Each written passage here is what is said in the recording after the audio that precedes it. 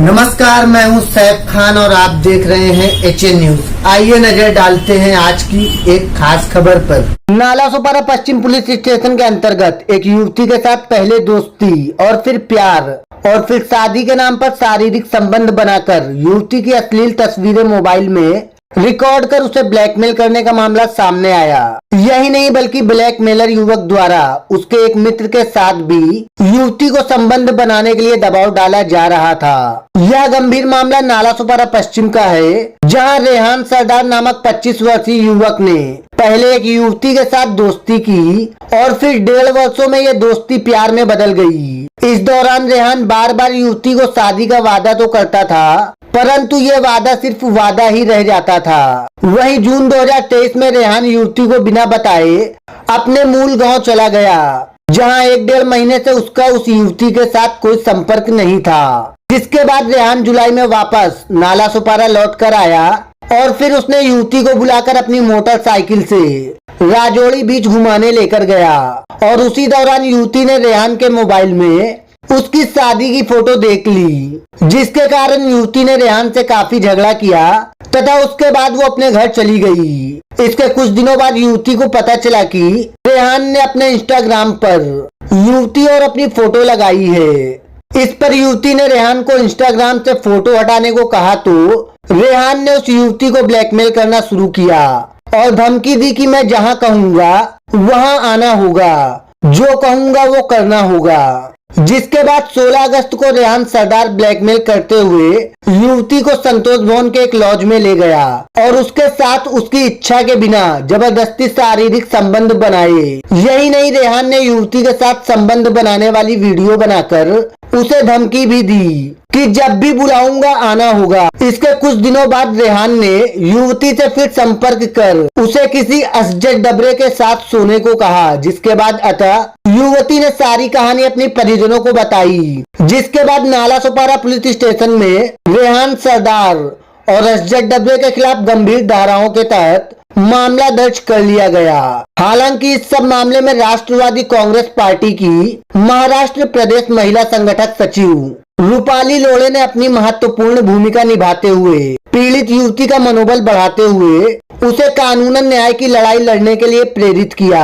वहीं इस मामले में रूपाली लोढ़े ने इस मामले से जुड़े दोनों आरोपियों पर कई गंभीर आरोप भी लगाए। वहीं रूपाली लोढ़े का कहना है कि इस मामले में आरोपी असजद डबरे काफी प्रभावशाली बिल्डर है, जो इस मामले को कमजोर करने के लिए पीड़िता से लेकर नालासोपारा की पुलिस पर लगातार दबाव बना रहा है। वहीं अब सवाल यह उठता है कि असजद डबरे जो कि एक बिल्डर है, उसका और रेहान का क्या संबंध है। हालांकि पुलिस इस मामले में हर पहलू की बारीकी से जांच करते हुए आगे बढ़ रही है तथा उम्मीद है कि पुलिस की जांच में कुछ अन्य राज भी बेपर्दा हो सकते हैं। पेश है नालासोपारा की यह एक रिपोर्ट।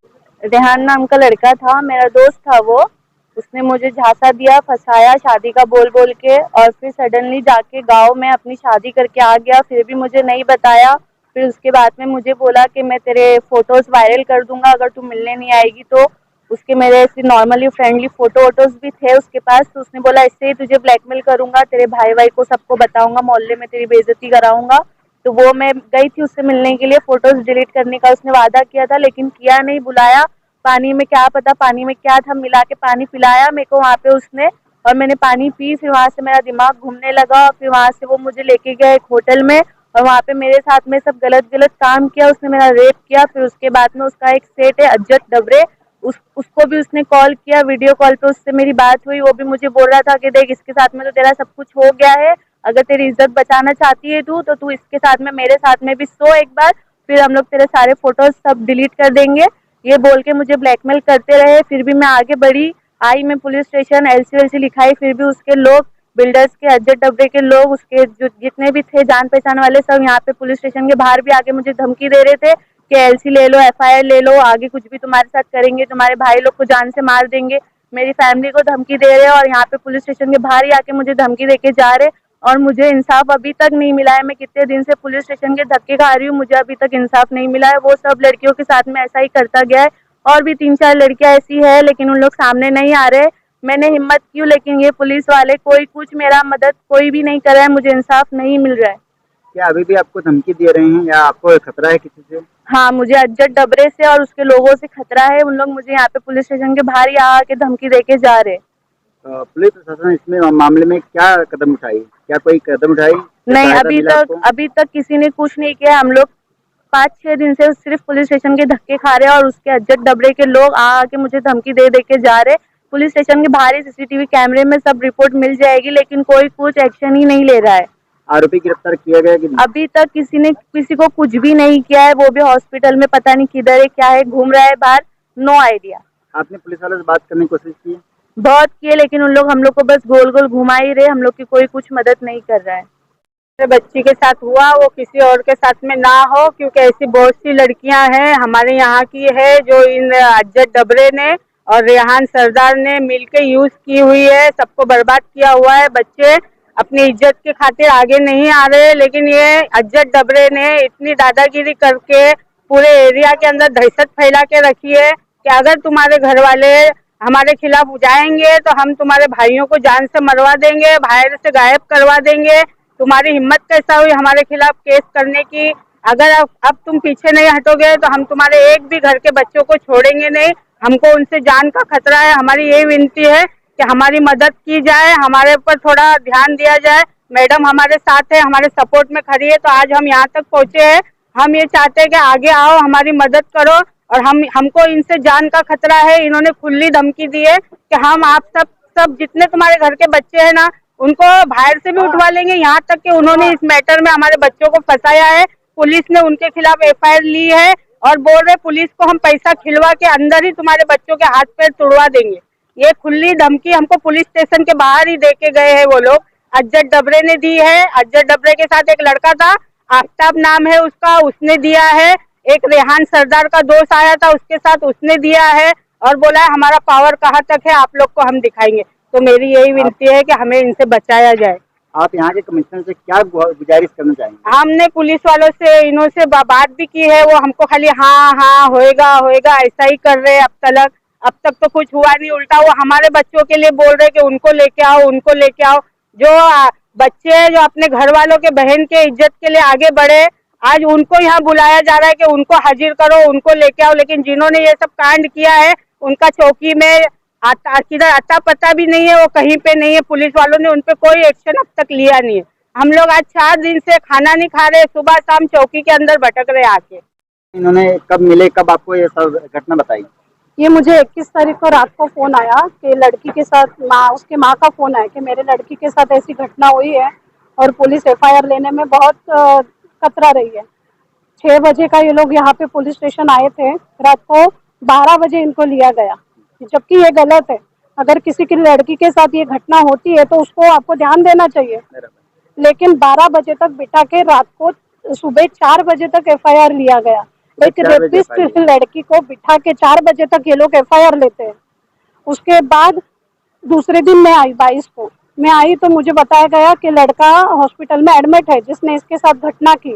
वो भी क्यों एडमिट है, लड़कियों के भाई बिल्डर से और वो लड़के से पूछने गए थे कि हमारी बहन के साथ ये क्यों किया। तो उन लोगों में कुछ आनाकानी हुई तो लड़का गिर गया, गिर के उसके सिर को थोड़ी चोट आई है, 4 टाके गिरे हैं। तो उसको एकदम ऐसे छोटा बाबू करके हॉस्पिटल में सुला के लड़कों के खिलाफ बिल्डर की एफआईआर लिया जा रहा है। लेकिन जो लड़की के ऊपर रेप हुआ उसको न्याय देने के लिए ना उसका मेडिकल टाइम पे किया जा रहा है, ना उसको आरोपी को एक भी पकड़ा जा रहा है। चलो वो लड़का हॉस्पिटल में पुलिस की निगरानी में भी होगा, लेकिन बिल्डर को तो पकड़िए।